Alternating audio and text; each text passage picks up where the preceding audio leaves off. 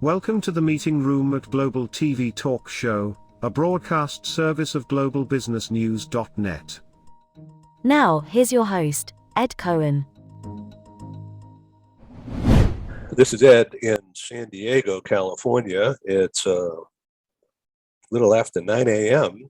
here in Southern California. And it's a little after 5 p.m. in Zurich, Switzerland. And let's welcome Angie Weinberger. Or should I say Weinberger? You can say Weinberger or Weinberger as you wish, Ed. And thanks for inviting me back to your show. This is, I think, the fourth or fifth time. I don't have it all in front of me, but I go way back. Absolutely. So someday we're going to do a live meeting again. I'd be happy to do that once we start traveling again. So I'm looking at, frankly, just so you know, I was talking to Pierre Geronimo recently. Mm-hmm. He and I are doing a series on his new company, tie-in, which is really interesting. We could discuss all that too. And I was thinking that in later April of coming year, I will produce 2 or 3 or 4 meetings across Europe, starting in London and then Paris and Geneva and, perhaps Zurich also, and maybe one other, I'm not sure yet. But we will end up on the Amalfi Coast, that's for sure. Sounds amazing. Yeah, I know. It just finding people who want to spend money to be a sponsor. That's the key. Okay, so Angie, your business has changed because everyone's business has changed because of the pandemic in one way or another. Reinventing, or it's a cute word for surviving. But since we started this, what I call TV talk shows in the spring of 2020, Google Analytics has measured, just yesterday we got the report, 135,000 what they call audience page views. I'm looking for the note here. Let's see. Yeah. Anyways, 135,400 and something from over 100 countries, about 20% Europe, and about 70% US and Canada. So that's pretty consistent all through. It really hasn't changed much. I was hoping to grow, to lessen the impact of US and grow the others, but it just hasn't happened in almost 2 years. Interesting, isn't it? That mobility, some things stay the same while others have been changing. So do you see mobility changing as much as I do? Yes, I think we're in a very big change right now, a transformation. Just I think, beginning, of a bigger kind. And to be honest, I really think we need to think, all of us, we need to think about, where we're heading going forward. And personally, I'm quite happy because I have a lot of different, let's say, legs I can stand on. As you know, I also work as an executive coach. So, I could also just focus more on leadership development, for example, and not depend so much on global mobility anymore as I currently do. But I also see, a lot of my colleagues in the field that they feel like they're a little bit in a dead end of their careers. And to be honest, that's a shame. Yeah, because, these are people who are working for a company in some kind of a position, and they're not making their own decisions, of course. And so it's easy to see what with the great resignation and job shifting going on, that there's a lot of options. But with all this disruption comes uncertainty, and a lot of people don't like that. And they are either frozen or complacent or they're in mental decline of some kind because they get, oh my God, what am I going to do? Yeah, but you also forget the crazy people like me who are so busy that, they feel like they cannot even think straight anymore Yeah, because of all that is going on, like I'm heavily involved in projects about, home, working from home, working from anywhere, speaking at conferences across the world. Everything is possible, because it's all virtual now. So, I can be talking at a conference in Bahrain one day, and the next day, I could just support a client somewhere in the UK or in Germany. So, exactly. And, it can yes. work for you, but obviously, it doesn't work for everybody. Yeah, last week I did in one day. I interviewed an immigration attorney in Sao Paulo, and then during the same day I had a 45-minute dialogue with Pierre Geronimo in Geneva, and then I had a talk show with a guy who's in 200 clicks west of Delhi. he couldn't. He told me the name, but I can't pronounce it. But so he's a specialist in dealing with Indian young people who are very, very techie and don't like anything that's going on. And so he's sort of like a guru, And so, but all in one day, I worked in all those places, and I don't know. Am I tax liable for all that? I have no idea. Maybe Chris Debner knows, but I don't know. I don't think the tax authorities have caught up with this topic yet. Although I can recommend to you. There's a great podcast by PwC. I think it's PwC Chicago, but don't name me down on that. Great podcast on tax topics.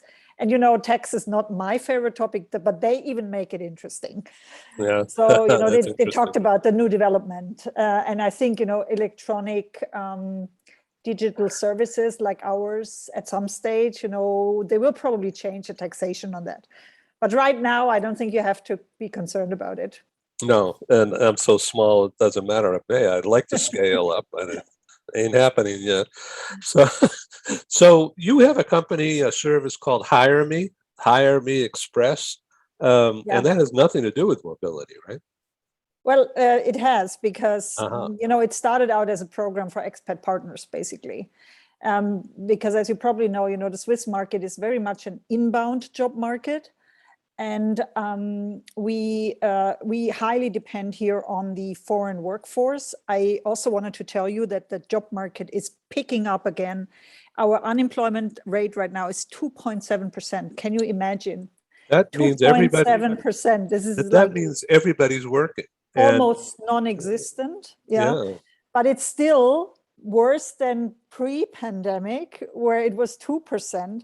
However, poor expat partners didn't count into these statistics. Yeah. So expat partners coming here, usually very well educated, the Google partners, for example, or partners of highly educated professors of, our major universities. They often struggle. They have a PhD, a master, and several degrees and work experience, but they often struggle with finding work in Switzerland, especially if they don't know the local languages. So that's how we started to work. We started to work with expat partners many years back, and now I developed a full intensive course around it called Hire Me Express. Fantastic. So one of the notes you sent me had to do with personal branding. Or what? So from your view, from the view from Zurich, Angie, what is, well, I mean, just look at yourself and all the things that we just talked about in the last 8 minutes. Yeah. So what say you about branding? Let me give you my personal branding spiel. Yeah. So this is honestly, for me, this is the key topic of almost every leader I talk to, almost every expat partner I talk to. And the reason why it's so critical is, when you come from one country to another, so when you move or generally nowadays, when you want to move from one position to another, okay, it is easier right now because of this great resignation, but still moving jobs is not that easy. You need to have a professional network. And if you don't have a professional network because you're newly arrived in the country, then personal branding is even more important. And how do you build a professional network, for example, on LinkedIn? Through an outstanding, fantastic personal brand. You know, a personal brand that reflects some of your uniqueness and not just some generic information that almost everybody else has on their LinkedIn profile. So that is actually the key, you know, to work out, you know, who you are as opposed to all of the other professionals in your area or similar area. And then express it in a way that you're comfortable with expressing it. Yeah, yeah. And I can tell you, and this might surprise you, because this is something that, you know, it dawned on me several years back when I had a discussion about a personal branding with one of my very close colleagues, who's also a coach and trainer. People are often afraid to show themselves to the world because they think, you know, oh, and then I have to open all my personal life to the world. Everybody's going to know what I'm doing on Instagram, on Facebook, on LinkedIn. And, you know, I have to sort of expose myself. And what I tell everybody is, look, you are not the brand. And this sounds surprising, yeah? But imagine you've been to Zurich. I know that because we've met here somewhere many, many years back. Ed, you're walking along Bahnhofstraße, our favorite shopping mall, and you stand in front of Prada. Now, how many handbags do you see there?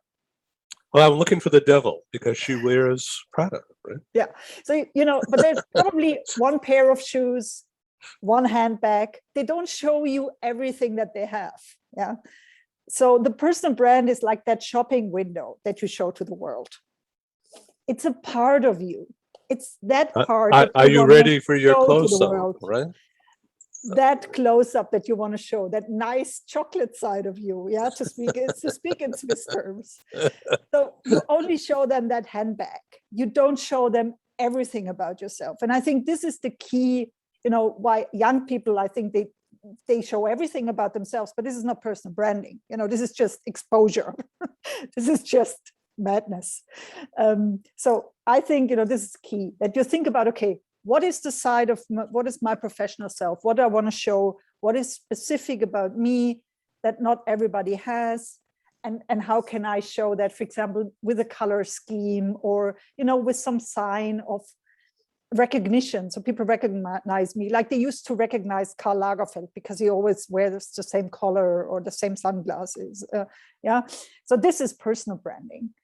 And I can tell you, I just had a client. We just went through the same story like 3 months ago. We started to work together. She was like, oh, no, I cannot show myself on LinkedIn. You know, what are people going to think? What is my manager going to think? What are my colleagues going to think? She had all these worries. Now, 3 months later, last week, she told me, look, I am like a star now. People are connecting with me on LinkedIn. I get invited to hold speeches. I'm famous, basically. So she's so happy that she overcame her fear. And she said, you know, I felt the fear. I did it anyway. And you were right. At the end of the day, not that much happened negatively. Yeah. So I always encourage people to just be bold, go out there, do what you think you have to do. Because, you know, the negative comments and the negative things, that happens to famous people, not normal people like you and me. If you know what I mean. Yeah, so this is really a good dialogue. Thank you. So I noticed that you're wearing your favorite color, which is sort of a purple, sort of, and but in shades. In the past, you've had darker shades of the purple, and I'm in my black shirt and red wall over here, which is a Tuscany red, and. So and here's my coffee cup, which is kind of Tuscany colors. And so when we went to Tuscany one year, we found this stuff, okay, this plates, and cups and saucers, right? And he says, that's what we need to do. We need to go to Home Depot and find the paint that matches these colors. So I took this cup with me and we got paint. Then we hired a painter and they painted the place. So we are our color. What color is your life? You know, what color is your office? What color are you today? You know? Yeah. And I don't know if you know that, but you probably know. Like when I started my business, I bought everything in pink. Pink and purple are sort of my corporate colors. So, also when you go on my website, there's a lot of purple, there's a lot of pink. And it's not because I'm such a feminist. I am a feminist, but that's not the reason. It's just because I really love those colors. They also remind me of India. They remind me of, good times, and they make me happy.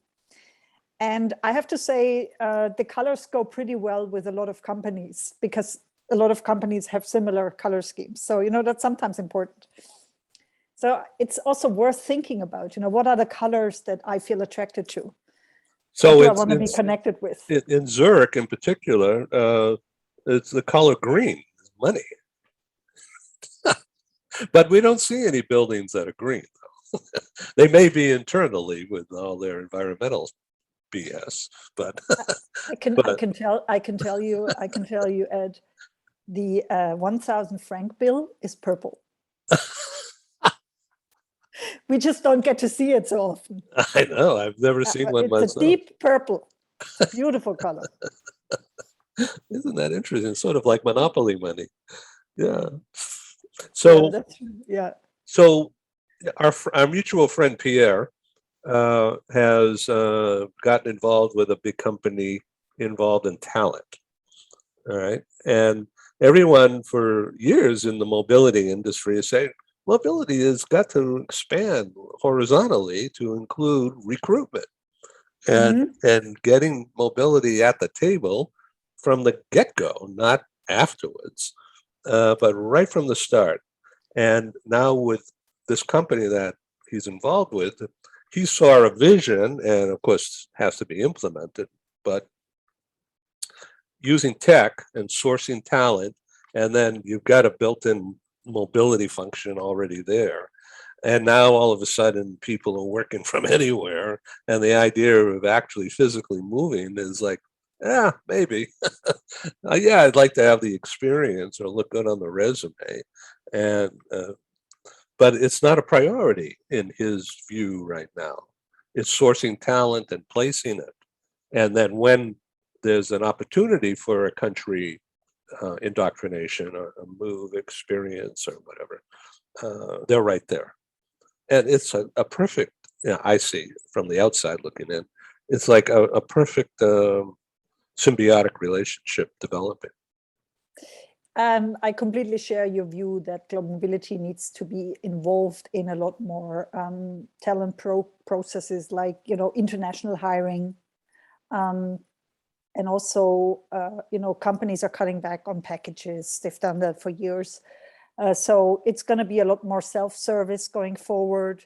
So and providers, lump sum, you think? Lump sum? Yeah, or self-service, providers need to think about, okay, how can I offer, something that would be affordable for a private client if the company says to them, for example, we will pay for your spouse career support, but you have to pay it directly, and you can ask for reimbursement, and here's your overall budget for moving to Switzerland or to the US, but you have to manage your budget yourself. So that also the services might need to be a little stripped of the fluff and the luxury and the middlemen. As we know, in the huge conglomerates of processes, there are usually a lot of middlemen that need to get paid. So the future are platforms, like the Uber of global mobility, the companies like Topia, etc., that offer platforms where providers and end user, and the end user is the expat and the expat partner, can connect. However, I still think that international moving is not going to stop. I think it's just going to be so pervasive. It's going to be a lifestyle. Everybody's going to do it. Like everybody's going to work from everywhere. everybody's also free now to say, oh, maybe for the next 3 years, I'd rather live in Thailand or in Malaysia than in expensive Zurich. Why not? So our friends in the household goods storage business are going to take a hit. And of course, they know that already.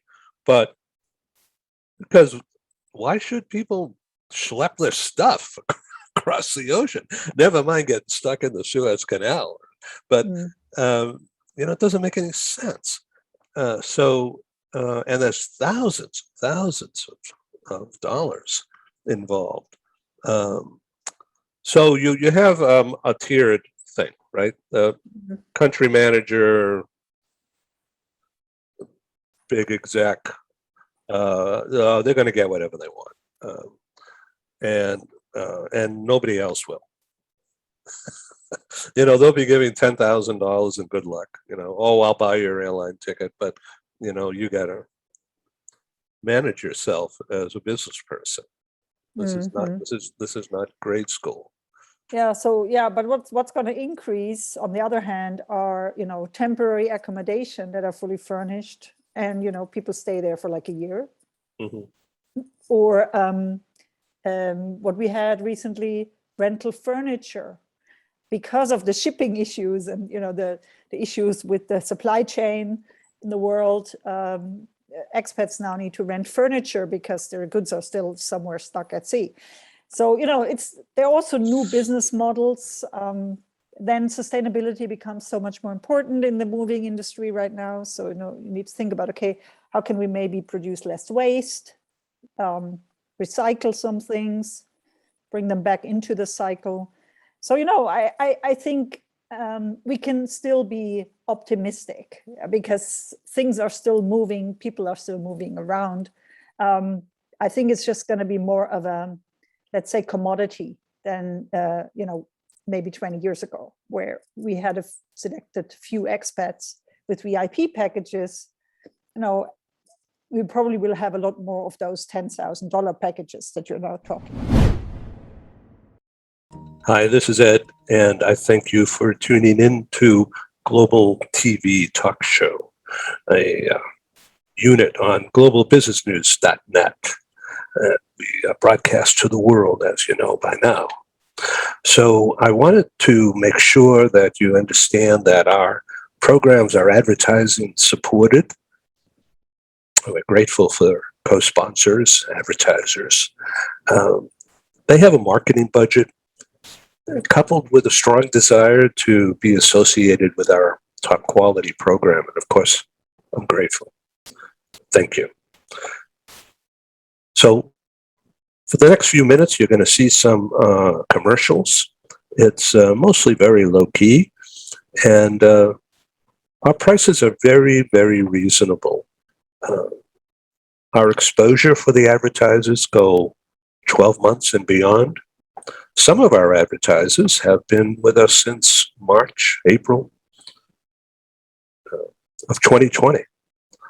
And Google Analytics has tracked over 125,000 what they call audience page views, which means you looking at this page, that's a page view. Now, if you happen to go to one of our other shows or to our radio broadcasts or to our newspaper or magazine, those become additional page views as measured by Google Analytics. And so when they say 125,000 since spring of 2020 up through Labor Day, a month ago, that's pretty good numbers. And the past 30 days, Google Analytics has measured just under 6,000 audience page views.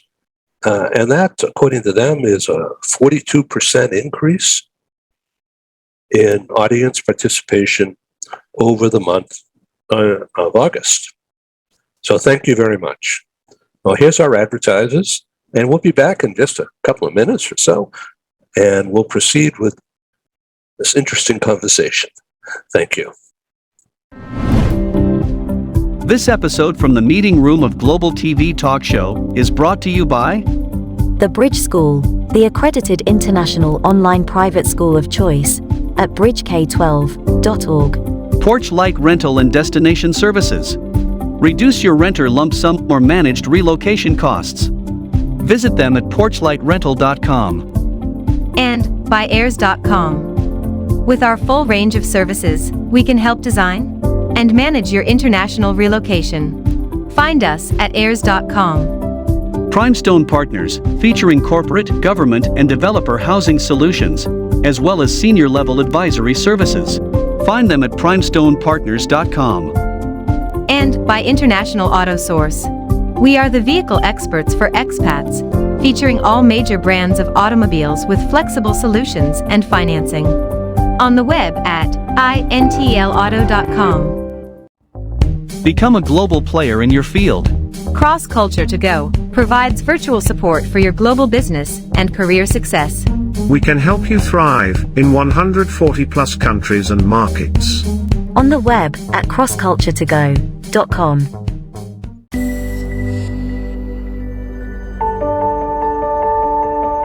Something that's really neat is that the Bridge School partners with various organizations to provide learning for their students. For example, we partner with a major ballet company, and we are able to enroll several of their students into our school. So now not only is the student able to participate in a school and have a seamless transition while they're very active in their ballet career, but now they have other dancers that are with them that are doing some of the same courses. So it's almost becoming a camaraderie where they're taking similar courses, they're working together on their ballet, and really being able to form this great partnership with these organizations to provide a needed service. A lot of times there are student athletes who will spend hours and hours at the gym or at the basketball courts, wherever it is. And if they're attending a traditional school, they're in school from 8 to 3. They get a quick snack, and then they're at the gym for 3 to 4 hours in the evening. Coming to us and having that partnership, they're able to break that up throughout the day. They can have a morning practice, get some schooling in, have an afternoon practice, finish their schooling in the evening. So there's that flexibility. And additionally, if there are tournaments or performances, it's fantastic because if there's a week where they have shows straight through, they can take that week off of learning and then pick back up when they're done. So it offers this great flexibility. And for the program owners of these sports leagues, it is a win-win situation for them because they see this need. They see this need that their students need to make sure that they are obtaining the grades necessary to be successful adults in our country and in other countries. But it provides them an environment where they can be successful at both.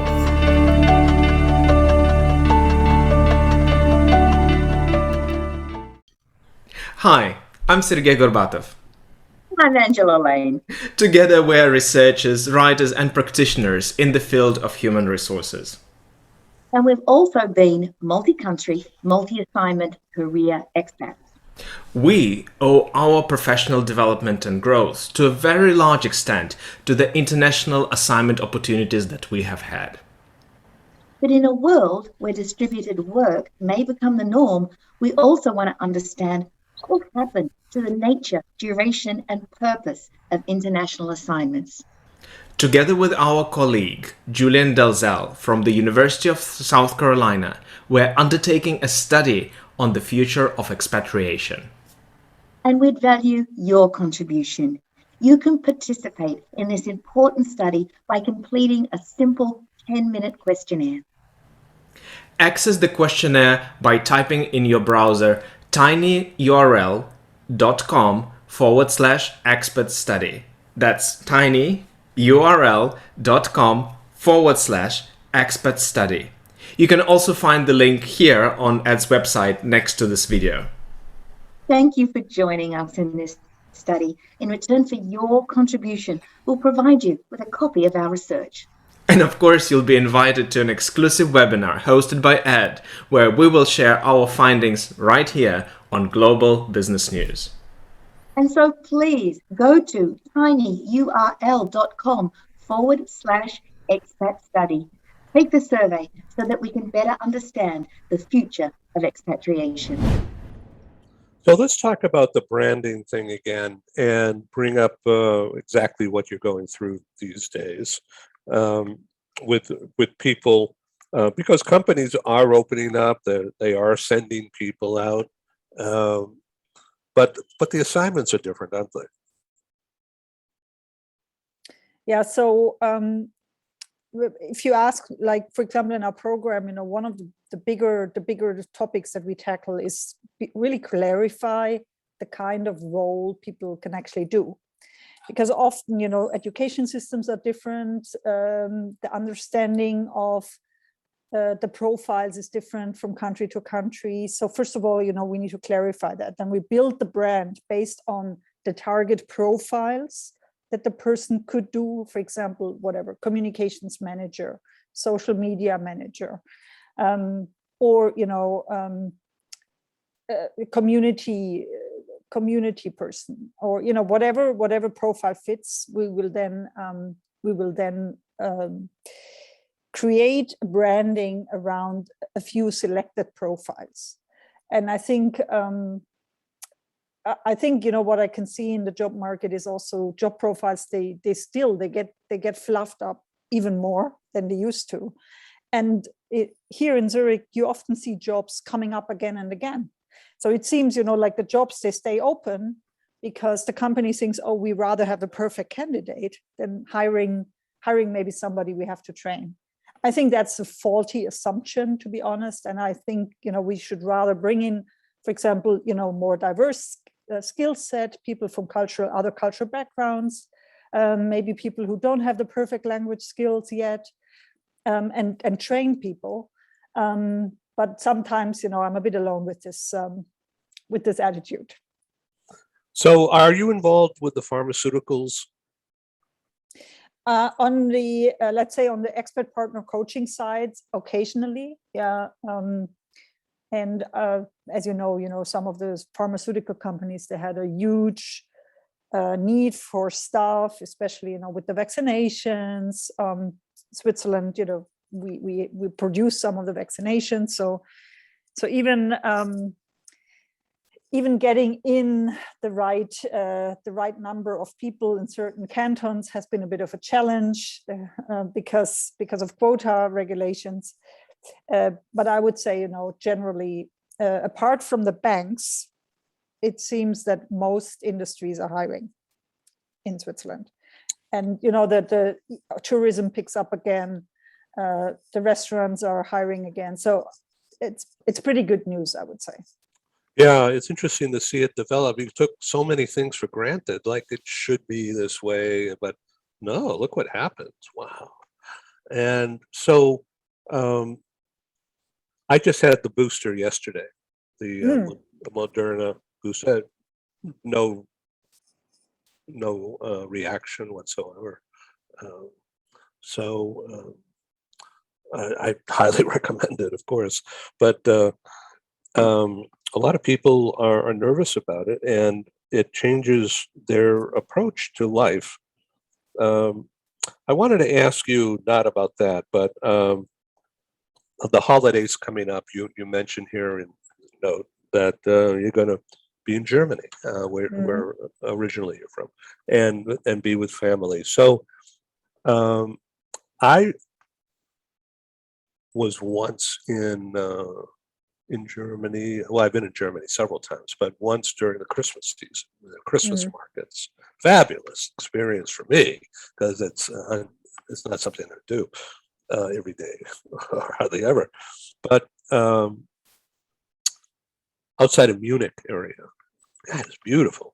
So you're going to be doing things like that, and that's definitely the plan. Yeah. So I had a pretty good year so far, so I will use November to wind down, and I offer a retreat, the Rock Me retreat, for for executives, for some of my clients.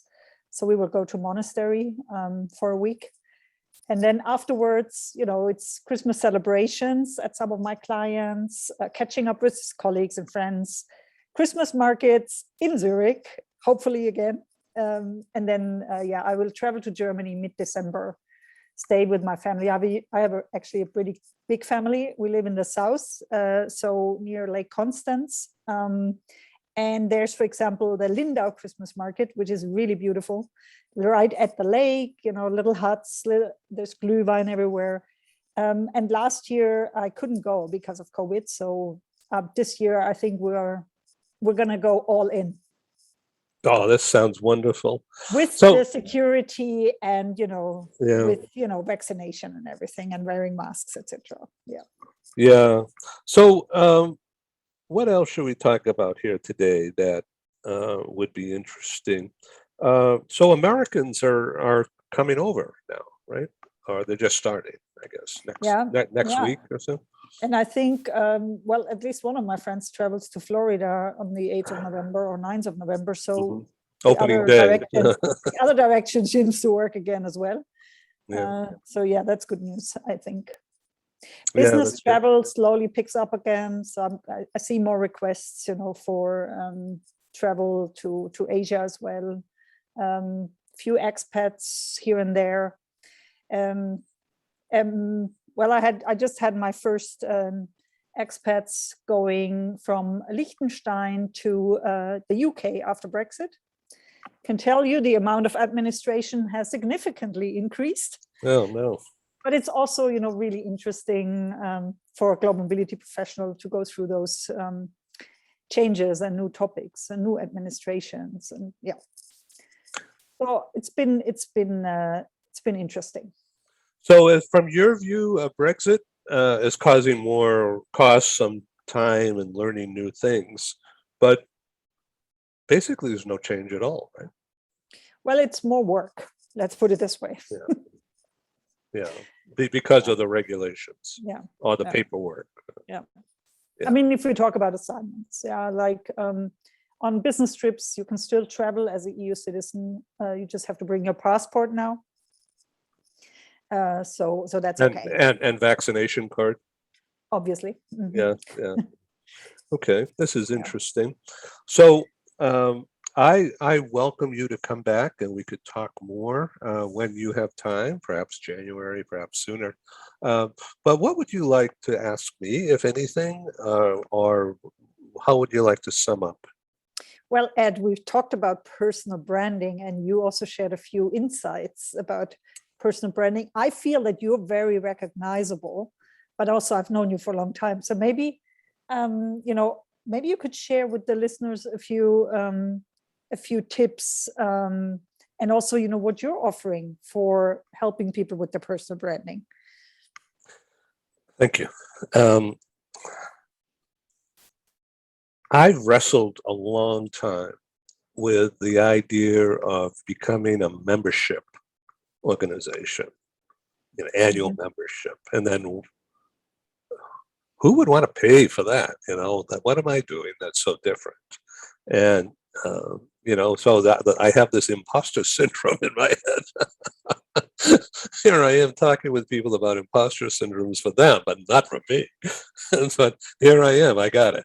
And so how do I justify the idea of saying, well, you want to receive our talk shows?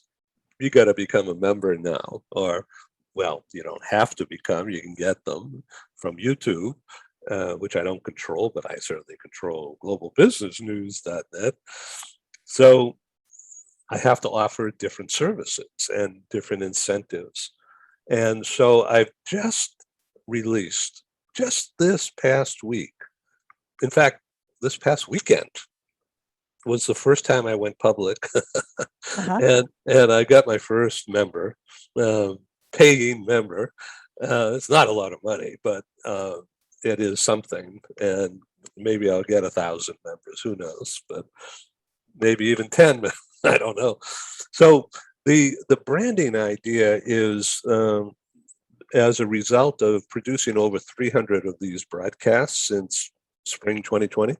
and then what to do with them. God, okay, they're all on my site, and they all link to YouTube, and so they're basically free to get to. But I'm finding that people are in overwhelm because there's so much stuff, and it's really hard to find specific things. So I've decided to become a library. Very good idea. I just wanted to say that. Wow, but go on. Like a Dewey Decimal System or something. Yeah, where we're okay. So, for instance, I have so many broadcasts connected with managing mobile talent. Yeah. Whether it's Horst Gallo from IBM, or Tessa Boone from Ford Motor, or other people, or it's a realtor handling a residential home purchase or sale, or a temporary housing person, or a language consultant, or cross-culture to go kind of thing. There's so many different categories. So we've rebranded into relocation TV talk shows under that name. And then under that, there's managing mobile talent, Canadian protocols of international assignment management, which is like, whoa, and that's a 4-part series itself. And then I have speeches that were given at certain of my meetings that were redone for the TV talk show, and then I have a variety of relocation services people talking about things like what we're talking about. So I call it Dateline Zurich or Dateline Orlando or wherever, and then we have the occasional others that were sort of like executive thinking. Which has something to do with mobility, but it's actually the top level of running a business. Yeah. Have you thought about sending out like a weekly newsletter, for example, which is not going to be called a newsletter, but something like, the Ed Cohen Digest, like Tim Ferriss does something like that. And I think it's pretty cool. Like, the 3 best things I heard on my podcast this week.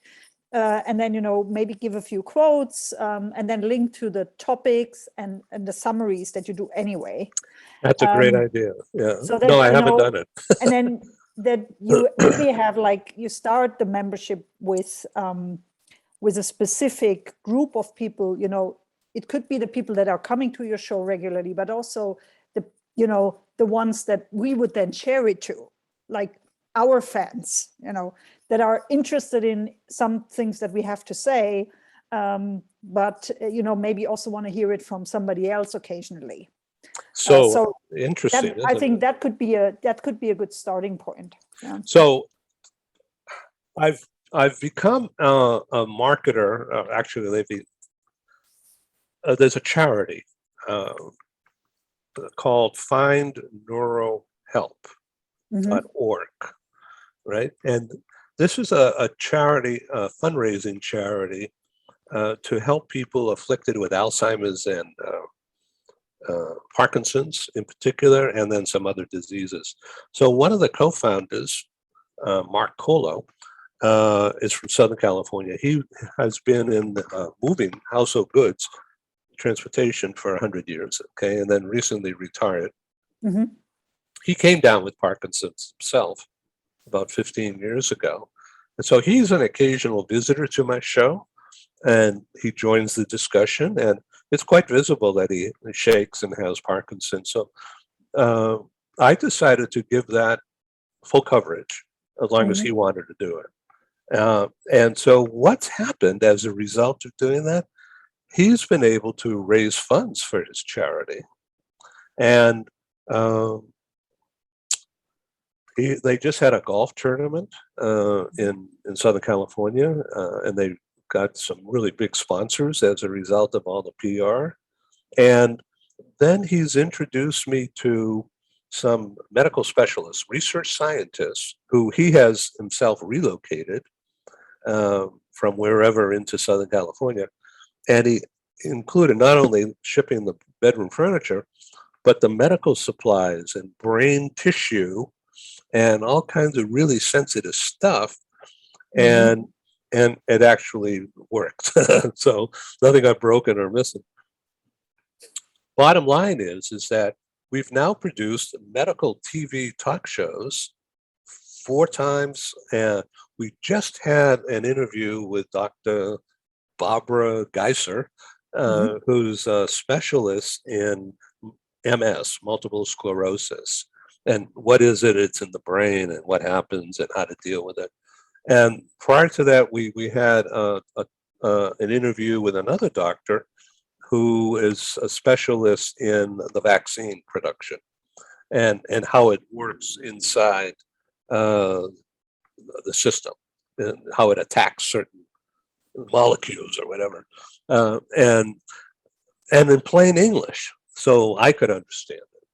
All right. So these shows have now attracted attention from some medical people in Taiwan and India. And now they're interested to discuss with me doing some things from their view. It has nothing to do with mobility, although that's how it all started. And then of course part of mobility is education of kids. And so online education, because of COVID and all that, blossomed, and a lot of it was crap. It was really bad, and the kids weren't learning anything. But in other instances, some companies involved in K through 12 online have really perfected it well. So I've been fortunate to have a couple of those become sponsors, and they want a TV coverage long term. And so one of them is called micro education. And what this is, I'll send you that link when we get off. It's really fascinating. On the one-room schoolhouse, only done in a nice house, in a suburb of Phoenix, Arizona. And so anyway, Tamara is her name. She's got funding from a big education organization to build it and experiment and build it and rebuild it. And so we did a couple of TV shows. And so it's bringing together not tiny kids with 8th graders, but 9-year-olds with 11 and 12-year-olds, or first graders in with 3rd graders and 2nd graders. Not in every topic, but discussing life or discussing geography or something. And it's turned out, as the world turns, it's turned out that the kids are learning more and getting faster grown-up approaches.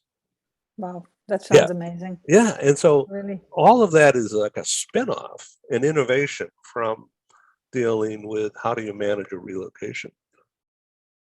it's pretty amazing. And I also think, just building contacts, building connections, and what you do with those, group sessions that you host, that already is so much value to people. Yeah. Like I met Mark on one of your previous group calls, and I to be honest, for me, it's really, really helpful to be on those calls, to hear people from everywhere. So, and creating community nowadays is also helpful for everybody, for mental health. It's one of the things, I tell my clients, when you feel depressed, get into a community, get into a group, do something, where you regularly meet people that you can trust. And you have such a talent to do that, Ed. So, maybe you should think about a rebranding for yourself. Yeah. So anyway, thank you for being on Global TV Talk Show. And we look forward to having you back. I'll keep you in mind and let you know when the next group thing is. And thank you, Angie. It's been a pleasure. Thank you for joining us in the meeting room at Global TV Talk Show. Have a wonderful day, and stay safe.